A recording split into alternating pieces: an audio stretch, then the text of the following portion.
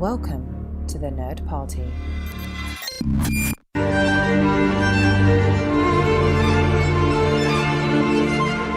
Hello and welcome to episode 6 of the A24 project here on the Nerd Party. On today's episode we're taking a look at Life After Beth and The Captive. I'm Dallas King and with me as always is Lee Hutchison. How are you? Yes, I'm not too bad. This is an interesting episode as usual we've kind of got up here. It seems that we've kind of got to a very interesting kind of period in the early A24 years in terms of the movie choices that they've gone with. Yeah, no, these two are definitely sort of opposite ends of the spectrum in terms of content and tone. And I was thinking, this is our episode 6, but this is our last episode of 2018. And we're actually only around about the sort of August to December 2014 stage of of the A24 project. So we've got a little bit of time. We've got a wee while before we manage to catch up and get on an even keel. But yeah, we're going to talk about these two films in a couple of minutes. But as always, with the A24 project, we've got a small section called the A24 Hour News. And on this week's news, the Oscar race is continuing to heat up quite nicely for certain titles. I think Ethan Hawke is looking good for an Oscar nomination at this point, as he's also been picked as Best Actor at the Chicago Film Critics, the LA Film Critics, and he's also featuring in the Critics' Choice Awards as well. But it's not only him who's looking for a nomination. Toni Collette is also picking up awards. She won at the Chicago Film Critics and was runner-up in the LA Film Critics. They had a winner and a runner-up section. But also, Elsie Fisher from 8th Grade is looking like a potential wild card or black horse, or one of those phrases, for the Oscar nomination because she managed to pick up a Best Actress in the Drama category nomination at the Golden Globes. So I think there's normally, certainly when it comes to the Oscars, I've always found there's definitely 4 locks for the category, and then certainly with the acting categories, there can sometimes be a wild card. So what do you think, Lee? Do you think that one of these two choices might be able to sneak it in to the Oscars? I think with Elsie Fisher, it almost reminds me of Saoirse Ronan in Atonement, that sort of young star. There always seems to be someone, I think, I forget the name of the young girl that was in Little Miss Sunshine as well. There does seem to be a bit of a trend of young girls kind of breaking into sort of Oscar nomination cycles. So, I mean, the problem is that I'm merely speculating on trends as opposed to actually having seen the movie and being able to make some sort of professional attempt to say, well, she was fantastic in this, maybe not as good as such and such in another film, but I'm only trying to go on trends here. And I think it's very much possible. But by the time the nominations come in, by the time the Oscars happen, we will still be no closer to actually having seen 8th Grade. So if she even wins the award, we can't even say it was just or unjust. We merely can only go on other people that have seen it over the past year. I know, but I mean, it reminds me of was it Keisha Castle Hughes for Whale Rider all those years ago. I mean, they've got no problem with nominating young actresses if they think they don't. I mean, we had Anna Paquin one for the piano. There's been several, but she could sneak in again. Catalina Sandino Marino for Maria Full of Grace. That was something that came out of left field, in 2004. It picked up a few small awards, but people weren't really talking about her until suddenly it came up on the nomination. So there is a chance. I personally would love to see Toni Collette nominated. I think it's my favourite female performance, but she does have that stigma of being in a horror film. I think the last time that someone was nominated for sort of science fiction / horror was Sigourney Weaver back for Aliens in around about 1986. There was the Babadook, Essie Davis, in 2014. I thought she gave a magnificent performance in that film, but it wasn't really recognised because, again, it was in the horror genre. So I guess we'll have to see. They're picking up the independent awards, but we'll have to see if they can break through into the mainstream. But do you think Ethan Hawke is a lock at this moment in time? I think he's definitely a lock. I mean, this is the time of year, even though it's early December, I still feel that there's a few weeks before people can really make these kind of judgments. But First Reformed seems to be popping up on a lot of critics' top lists and winning sort of awards here and there. I think it's got to be a lock at this stage, but you can never really tell with the Academy how many of them have actually seen, their voting public, how many of them have actually seen First Reformed, as opposed to sort of maybe the indie critics and so on in places like New York and LA that have seen the film and believe it to be one of the best or some of the best performances as well of the year. It's hard to know with such a big pool of voters whether First Reformed has made the breakthrough. Well, I'm pretty sure that A24 will be campaigning hard and doing all the right things and getting these screenings in LA and stuff in order to make sure that everyone gets a fair chance to see it. The A24 are on the top of their game at the moment. They're not going to do a solo and accidentally forget to submit the application for Best Original Score, which is what's happened apparently. I've read this today that basically they missed the deadline by a couple of days and it's been disqualified. So someone at Disney is probably getting fired at this point in time because they've missed out. Because let's face it, it's probably their only chance to get an Oscar nomination for Solo, because it may potentially maybe visual effects, but otherwise I can't really see much happening for that one. Yeah, I mean, I can't even really remember anything from that score as well. I know John Williams did a bit of a Heroes theme, but I genuinely can't remember anything from that score. And I mean, there's been plenty of good ones this year to pick from. So I think, even if it had been submitted, I think it's a long shot that it'd even have been nominated. So I feel like someone not submitting the form has actually done a good thing for the environment and clearly learned a lesson from First Reformed. So it's all kind of synergy. They're all working from each other. Absolutely. And the other bit of news this week is it's been quite a quiet week beyond the sort of Oscar nominations, but there has been news that A24 have picked up the North American distribution rights for a film called The Souvenir, which is due to get its world premiere at Sundance. Now, this has been directed by Joanna Hogg, who maybe isn't really known in the States, but she's an independent filmmaker working in the UK. She did a film called Archipelago, and also Exhibition, that starred Tom Hiddleston, sort of in between his sort of just getting famous for Thor sort of phase and becoming a huge star. So, and apparently this film is executive produced by Martin Scorsese, of all people, who saw Archipelago and basically called Joanna out of the blue and asked what she wanted to do next, and this was the film. Have you heard of this one yet, Lee? No, I'm not too familiar with it. I'm already secretly hoping. I know today, as of our podcast recording, they've announced that Sundance London is coming back again. So this could be potentially one that if me and you are down there, we might be able to catch, no doubt, a year before it gets released here in the UK. I think you will once I tell you the description of it. So it stars Honor Swinton Byrne alongside Tom Burke and Tilda Swinton in the story of a quiet film student who finds her artistic voice while navigating a turbulent courtship with a charismatic but untrustworthy man. The youngster defies her protective mother and concerned friends as she slips deeper and deeper into an intense, emotionally fraught relationship which comes dangerously close to destroying her dreams. I'm sold. You're sold. And yes, as you probably can guess, the name Honor Swinton Byrne is indeed Tilda Swinton's daughter, with her, well, I think it's husband, John Byrne, but there's a strange relationship between them. There's like another man in the equation. It's a whole convoluted affair, but apparently it works for them all, so we'll leave them to it. But it does sound good, and it's going to be exciting to see. I mean, if she gets any of the talent that she has from her mother, then Honor Swinton Byrne could be potentially a bright new star in the Hollywood scene. So it'll be interesting to see that one when it comes. So yeah, it'll debut at Sundance, potentially at Sundance London as well, and then we'll probably find, yeah, as you say, potentially a US release later on in the year, followed by the UK about a year afterwards. So we'll keep our fingers crossed, but we won't hold our breath for an imminent release on that one, shall we say? Otherwise, it would be damaging for our health. Yeah. Okay, so first film we're looking at on this week's episode is Life After Beth, which was released in the US in August 2014 and then also came to the UK later on in 2014. I'd say it's very similar to Shaun of the Dead in that the film fits into the rom-com genre and that on paper it plays out like a romantic comedy where a boy attempts to win back the girl that he lost, albeit that the girl he lost her life and has returned as a zombie.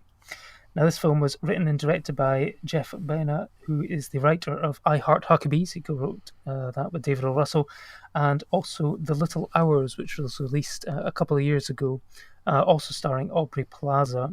And I think it was a film that screened at the Edinburgh International Film Festival, but I'm not sure if it ever really got a full release in the UK. And this film stars... I think it went straight to DVD here. Yeah. And this film stars Dan Dehane, Aubrey Plaza, John C. Reilly, Anna Kendrick. And so, Lee, what were your first impressions on the film when you heard about it and then on your first initial viewing? And did you see it in the cinema, or was it one that you had to find on home video or streaming, as they say?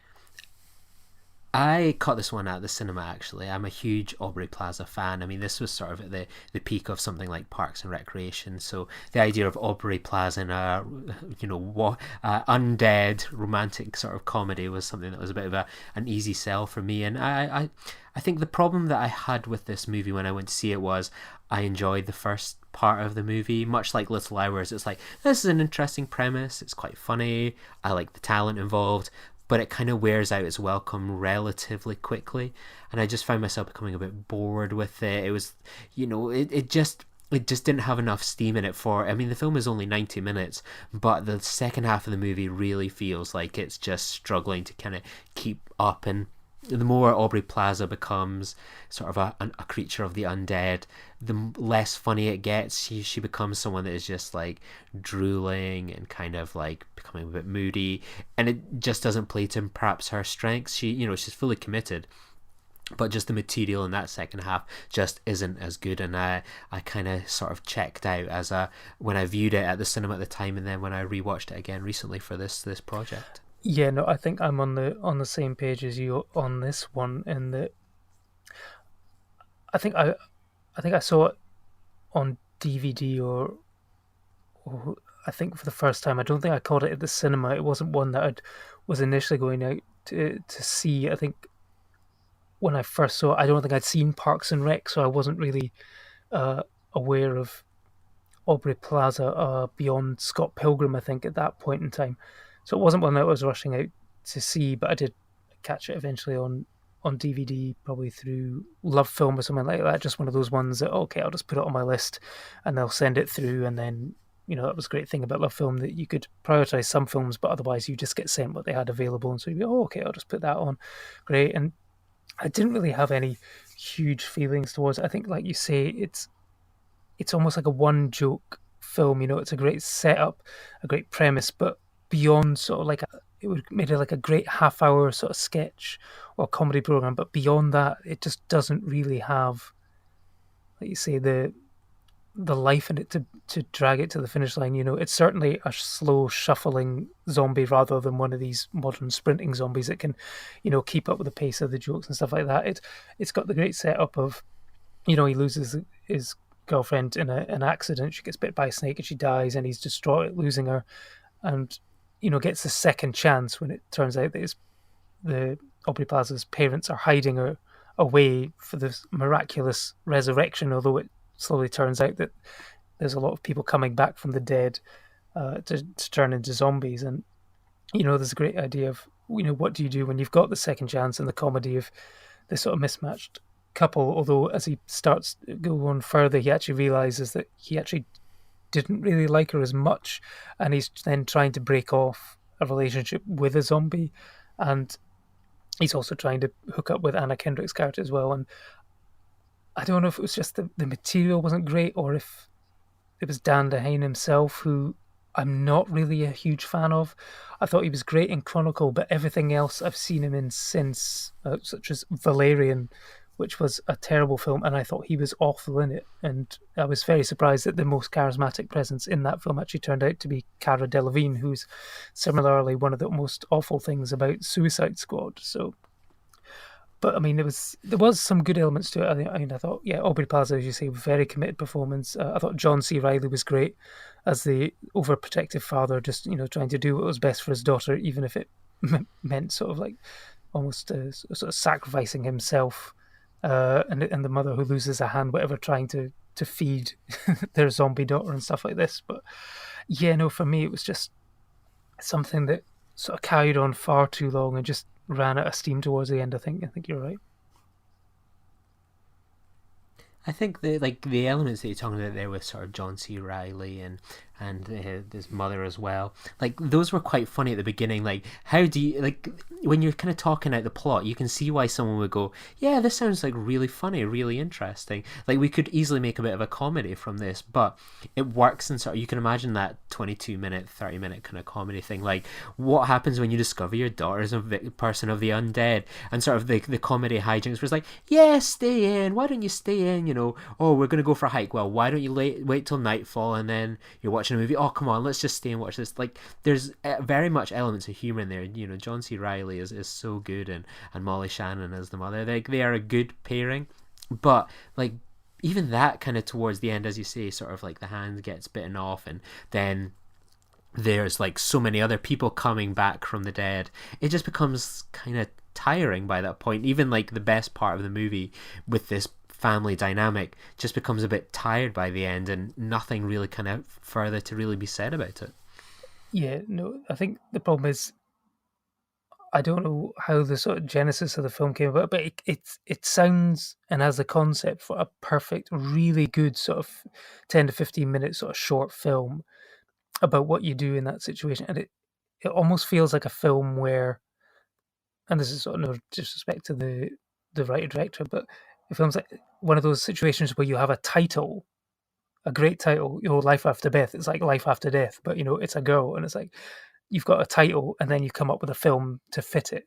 If you know what I mean, it's like you've what's that phrase about they're running before they can walk, in terms of they've got this title, let's build a film around it, rather than the other way of coming up with this great idea. It probably isn't the way, it's the way it kind of seems to come across with me, in that there's not really the material to sustain the film over and there's a short running time. It's under 90 minutes, but it just doesn't have the life in it in order to push it over to sustain that running time, unfortunately. And yeah, I mean, it's got great performances in it. It's got some funny moments, but overall, it's just it feels like a slightly wasted opportunity, don't you think? Yeah, and I mean, Aubrey Plaza making her sort of second appearance. She was in her first movie and first episode, in The Mind of Charles Swan, the third. She is a great comedic actor, but I've often find with Aubrey Plaza, it depends on sort of the role she's given. Like, she is always someone to be, praised with, and she always kind of cracks me up. I really like her kind of cynicism, but like in this, she's fine, especially in that beginning part where she's really mostly human. But then you get movies like, say, Dirty Grandpa, where she's reduced to sort of twerking and sort of a bit of a slutty character. But then you get things like Safety Not Guaranteed by Ryan Johnson, Ingrid Goes West, which was a real highlight of 2017 for me, and Parks and Recreation. She is fantastic in it, but she just always seems to have sometimes a bit of a mixed opportunity, in terms of the work that presents herself. Sometimes she just doesn't seem to pick the right work, and I mean, I've never seen Legion, so I can't even really comment on what she's like in that. And An Evening with Beverly Luff Lynn was also at kind of Sundance London last year. Again, that seemed to have a one night screening here in the UK, and then quickly went on to DVD. I haven't had a chance to watch that one either, but I'd like to kind of, even Little Hours, she was really good in that. But again, it was a movie that sort of outstayed its welcome quite quickly. I would just love to see her getting better roles, to be honest. Yeah, no, I mean, Ingrid Goes West was a fantastic role for her, and again, in a sort of small independent film, which I really wish had found a bigger audience, because it has some really really juicy life lessons, messages around this preoccupation with Instagram and social media and stuff, and how it can affect your life and stuff like that. So it's a film which probably, I think, I can't remember if we reviewed it on the show or not, but it was like one that should be shown in schools to teenagers and stuff, and go, this is the effect that just preoccupation with social media can have on your life, so be careful with it. So, but I think, yeah, I think there's a point coming where she will get the role that really sort of pushes her into the mainstream, because she does deserve it. I mean, her comic timing is excellent, as you say, on Parks and Rec, and she's just needing to find that one role that well, potentially. I mean, safety not guaranteed as well. She was very good in that. I've heard good things about Legion. I've heard that she's very good in that as well. But actually, looking at her upcoming projects, apparently she's in the Child's Play remake, reboot, or whatever that is. So I don't think that breakout role is coming in the near future. But I guess we'll see. But I mean, what did you make of the? I mean, there's a thing in the all zombie movies where they desire brains and they need to feed and stuff like that. But this one took a slightly different tact, and that it also basically decided that since zombies are going on their primary motor functions, that they need to eat and sustain themselves, but also their other needs, shall we say, and that she becomes quite forceful with her boyfriend in wanting to have sex, and he's basically trying to say no and trying to let her down gently, and the fact that it's not the right time. It's just basically that he doesn't want to have sex with a dead body. So how did you think that they handled that bit? Because that was one of the more interesting parts of the film for me. I thought it was okay. It was very much kind of fitting in with the tone that in the beginning that she's resurrected. Oh my god, I can't believe this girl is back. And it's like makeup kind of that we so often have. If we've had a quabble, you always seem to kiss a bit stronger after it. And I mean, like, they're all there kissing away and having a good fondle in the beginning, but then it sort of continues to sort of escalate up and up and up. And again, it's another one of those kind of the parts of the movie where it's just like, it was kind of funny and relatively interesting in the beginning on these couple reunited, they're a bit horny, and then into this it's like, okay, yeah, come up with something new and innovative. And again, it just falls a bit flat. Even the same with the jazz. This zombies seem to almost love hearing sort of soft jazz, and it's like, oh, that's quite funny in the beginning, and then it keeps going and going until the end of the movie. And I just really felt, again, they really kind of kicked the arse out of that one as well. Yeah, I think the problem is the main problem with this film, which is something that on Filibuster recently we talked about Anna and the Apocalypse and how it managed to get the sort of tone right, similar to Shaun of the Dead, where the first sort of half is comedy, then you've got the comedy action, but then it manages to ring in the emotion and stuff where the true horror of the situation, the stakes are raised, and you feel for the characters as they go through this when they have to lose loved ones and stuff like that. And this is where I think the film let itself down, in that it was still trying to play it too comedically, where the mum is basically chopped off her own hand to feed her zombie daughter and stuff like that, and you don't get the payoff from John C. Reilly's character going and stuff like that. And that's what I was missing, the sort of emotional stakes of, and also with other families having their dead relatives return to them and stuff like that. I thought it could have been played a bit more straighter, I think, and less comedic and stuff like that, in order to have the desired effect. Even when like they bring back like grandparents from the dead, and you're like, oh, it's like, oh, here we go, we're into the third act, something's going to be a bit different here. Then it kind of really doesn't even do much with that. It kind of has a good funny gag. It doesn't outstay its welcome, that idea, but then it kind of goes back to sort of the relationship again, and then they've now got Beth with a kitchen sink or whatever on her back and a washing machine, and it's like, okay, we're back to kind of this again. It just never seems to go anywhere exciting. Yeah, no, and I think it's one that was probably best off to have a sort of double tap to the head, and Life After Beth, it's not you, it's us.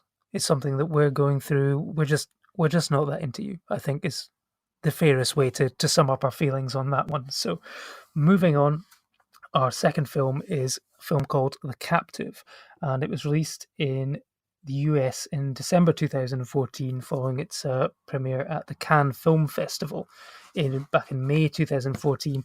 And as far as I'm aware, it's a film which never actually got a UK release and was quite hard to track down for viewing for this little project of ours. Luckily, it came onto Netflix at the beginning of December, so I was able to catch it then. Now, this film is written and directed by Atom Egoyan, who people, if maybe know from films such as like Where the Truth Lies and The Devil's Knot.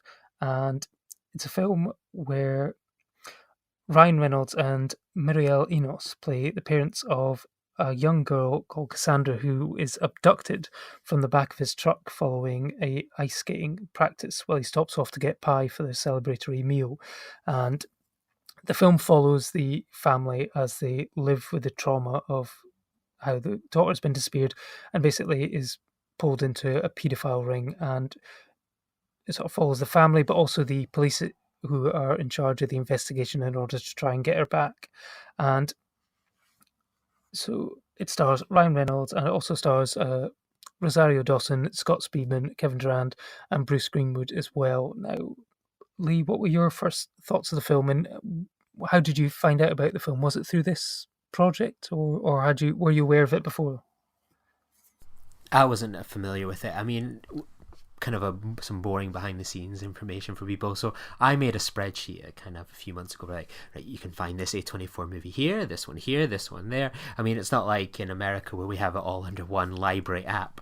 So I had this one originally on Amazon Prime ages on my wait list, and then it disappeared from Amazon about 2 weeks ago and now moved on to Netflix. So it finally came off my watch list this week, and I watched it, and it really, I thought, if you thought we were kind of a bit negative or down on Life After Beth, which is fine enough, really, this, I think, is the worst movie of the A24 series so far. I mean, there's some interesting ideas that are played with time and cutting and editing, but otherwise, I thought this was like basically a Lifetime TV movie. I mean, we talked about Life After Beth overstaying its welcome, and at nearly 2 hours, this movie felt like it was just painfully long to watch. It was just really uninspired. I mean, I think they've cast most of kind of Canada's acting talent appeared in this movie, and I mean, the only positive is this is the first appearance of Pie in the A24 series. I mean,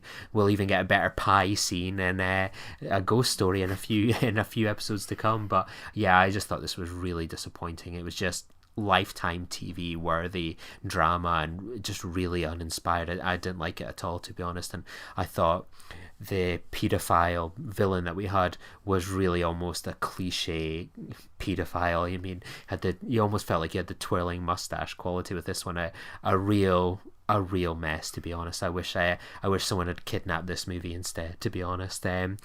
Did you think any better of it?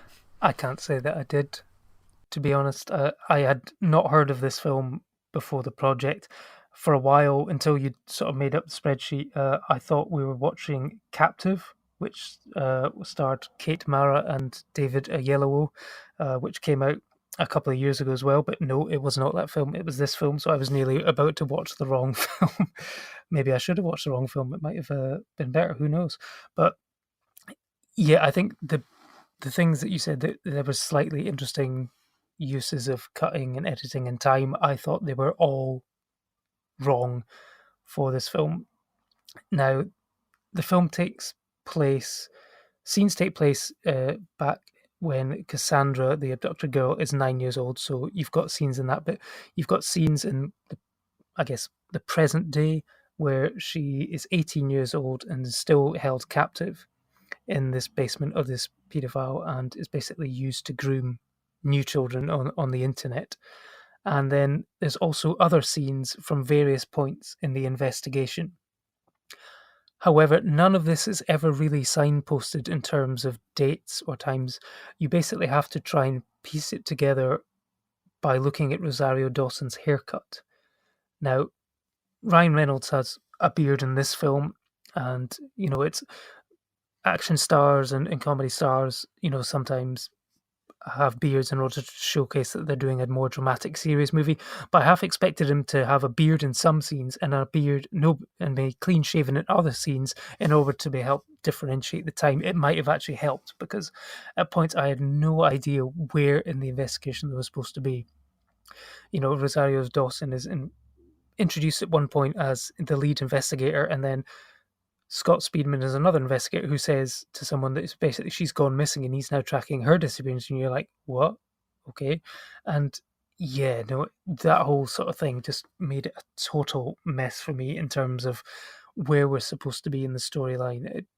That kind of thing can work if it had started with, she's gone for years already, and then they slowly piece things together using flashbacks and stuff like that. But to basically start at the end and then work back to the beginning, but then jump forward a middle bit and then back again, it just did not work for me, and I was completely confused at times as to where in the story we were meant to be. And there was entire plot threads. It was like the whole Bruce Greenwood thing about him being the paedophile's boss, but he was linked. He'd created a charity fundraiser for this sort of thing, and he was being investigated about the disappearance of Rosario Dawson. And you're like, well, is he involved? What does he know? We don't know. It was never really resolved. I have no idea what happened there. And like I say, it's such a slow film. It takes its time with everything, but then in the last 10 minutes feels the need to wrap everything up really, really quickly to the point where you didn't even get a full resolution on Rosario Dawson's character. She's in a van somewhere. Is she alive? I don't know. You couldn't really tell. I couldn't tell if she was opening her eyes at the end or not. Did she survive? We don't know. And it's just like, okay. And yeah, I mean, it's just, yeah, no, I think, yeah, definitely one of the worst that we've watched so far. Is this the second movie that Rosario Dawson has been in where her hair is a sort of plot point to tell you a twist or something that's going on? I can't remember what's the other one. Truce. Trance. No, Trance. The Danny Trance Boyle is movie. a great film, and I loved that film. And indeed, it flips between where you're meant to be in the storyline, but that one for me worked. I thought it was great. I loved the performances in that one, so that was a good film, and I'm happy with that. But yeah, this one was just a bit of a mess. I mean, it did have some decent performances in it. I thought Ryan Reynolds was pretty good, but I mean, the rest of it was just a bit of a washout, to be honest. Yeah, when I said that I kind of liked some of the elements, like the editing and stuff, like I kind of see that in the respect of like I gave this movie like 1 out of 5 on Letterboxd, but I'm trying to be almost a bit positive in the respect that yeah, it was a little different. You know, it wasn't sort of linear. They kind of had this kind of jumbled idea. Which did it work? Not really. Was it interesting? Not really. Did it make this movie somewhat a little bit watchable and made me engage with it a bit? Yeah, I suppose so. I mean, like, you have this basic whiteout in Canada, Ryan Reynolds that never looks like he's aged at all in this movie, and it's just like the giveaways that there's been a time change are so difficult to follow that if with a movie of this quality where you're really not into it and you're probably thinking about other things, it becomes one of those ones where you're like, oh wait, what's going on here? And you kind of cotton on to the idea that there's time changes going on probably 3 or 4 cycles later than you probably would if you were in the cinema and you had your eyes like wide open watching it. Yeah, there's so many elements of this film which don't really seem to make sense or add up. And the mother character is working in this hotel and she keeps finding things in the rooms which are basically screaming out, your daughter is still alive, but for some reason doesn't decide to go to the police, doesn't tell her ex-husband, estranged husband about it either. She's finding baby teeth, she's finding ice skating trophies and things like that. Oh, I'm just going to keep this information to myself and not get the police to go, oh, actually, maybe she's still alive, we should actually, increase the search for her and stuff like this. And yeah, and the whole sort of paedophile subplot about there being this ring and stuff like that. One person is captured and you never think to interview the one person who visits him in prison. I mean, come on. I mean, there's just so many logic gaps in the film. And it's really strange because, Adam McGowan, he did a film, Where the Truth Lies back in 2005, which I thought was a really great film. It's another sort of slight mystery to it. Again, this film is sort of billed as a mystery, but it's clear from the opening scene what's happened to the girl and who the abductor is and stuff like that. So there was no real mystery on it. It was just how long of my life am I going to waste to find out how this gets resolved, was essentially was the only thing.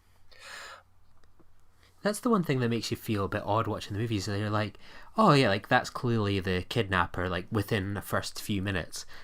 and then you're kind of thinking like, well, what's the actual mystery, the plot, or the surprise of the movie? Like, we kind of know where everything is. It's just like, how long is it going to take us to get to the point where there's people being reunited? It's genuinely terrible, and I can only wonder why A24 shelled out the money for this movie. It's definitely an odd one. It doesn't seem to really kind of fit in with even something like Life After Beth.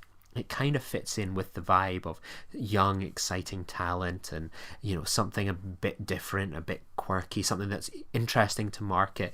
This is just really naff. Yeah, no, I'm not sure why they went with this one, but I mean, the director has promised, like I say, Where the Truth Lies was great. It was about a young journalist sort of trying to discover the truth between an incident which broke up a showbiz team, similar to sort of like a Martin and Lewis type of team, but it's got Kevin Bacon and Colin Firth in it, and it's a great film and great performances from them all. But this one just doesn't. It just all doesn't add up, unfortunately. And yeah, it's a huge wasted opportunity. I mean, there's good talent in this, but why they've chosen to do this particular film again? Maybe on paper the script maybe was in a different format. Maybe it played out differently in the original script, and he's decided to go in and change things around in the edit to make it a bit more interesting. But it just doesn't work at all. And yeah, I think the problem is, like you say, where you start off where the mystery is already solved. And stuff. The only time that works for me is Columbo. And that, you've got he knows, everyone knows who it is, even Columbo knows. It's just, when are they going to make a mistake so Columbo just comes back in with just one more thing, and then exposes the whole thing that he knew the whole time. Unfortunately, you don't have anyone on the police force capable of doing that. They've been doing this investigation for 8 years, and in the end, it's, a chance conversation that Ryan Reynolds overhears that basically solves the whole thing. If it had been more of a standard thriller where it was Ryan Reynolds doing his investigations versus the police and the sort of butting heads of that, there's a little bit of that, but not enough to create any real sort of tension. If it had been that, I think the film could have worked. But for some reason, they went with the choices they have, and for me, the choices were all wrong. Absolutely, but hey, it's an appropriate Christmas movie. It's in the snow, so there's that. So if you're watching along at home, it's kind of, you've chosen perhaps a terrible movie, but maybe a slightly tenuous and fitting one. Yes, and actually, we're going to have another opportunity to discuss Adam Egoyan's work, because he also has directed Remember, which will be coming up in a future episode starring Christopher Plummer. So I guess we'll have to see if that one is any better than this one. Yes, we can. It wouldn't be difficult, to be honest. No, but so yeah, we've reached the end of the year and a natural low point, I guess. But when you are reviewing a back catalogue, not every film is going to be a Moonlight, is it? Or an Under the Skin. They're not always going to get it right. And, they are a distribution company. They have, they've got slots to fill. They want to do it. But, they will have seen something in this film when it was originally screened. Although apparently it was booed on release at Cannes. Not because I guess it was controversial in any way, but just because it was a bad film. Rather than being controversial or anything, it was just a bad film. But hopefully we'll have much more to cheer in the new year when we return, and our next episode is going to be looking at Tusk and Say When, or if you're in the US, Laggies, I believe it was called. So again, two films which are very different to the two films we've watched this episode, but also very different to each other as well. So we're going to be back in the new year. We'll be taking Christmas and the new year off, but we'll be back sort of around the first week of January with the next episode. But we just wanted to thank everyone for listening so far, and also for leaving reviews on iTunes. We've had 17 5-star reviews so far and some lovely comments. And what we'll be doing is on the 16th. So actually, by the time this episode comes out, we'll have drawn the winner, and we'll be announcing the winner on Twitter and all the social media channels as to who has won the A24 film of their choice, and a Great Girls on Top tea as well. So keep an eye on social media for that. But Lee, any final thoughts on this week's episodes? I look forward to the next episode. So Laggies is an interesting one, and Tusk is going to be a first time watch for me as well. So I'm really looking forward to the new year and new movies and powering on. Absolutely, and I think next episode will be quite unique in that Tusk will be the only film, as far as I'm aware, on the A24 project, which will be based on a Gumtree ad. So we do have that to look forward to. So we hope that everyone has a great Christmas and a great New Year. Hopefully you get some nice presents from Santa in the form of A24 films and merchandise under the tree. But we'll see you in the new year. So until next time, take care. Bye-bye. Join the revolution. Join the Nerd Party.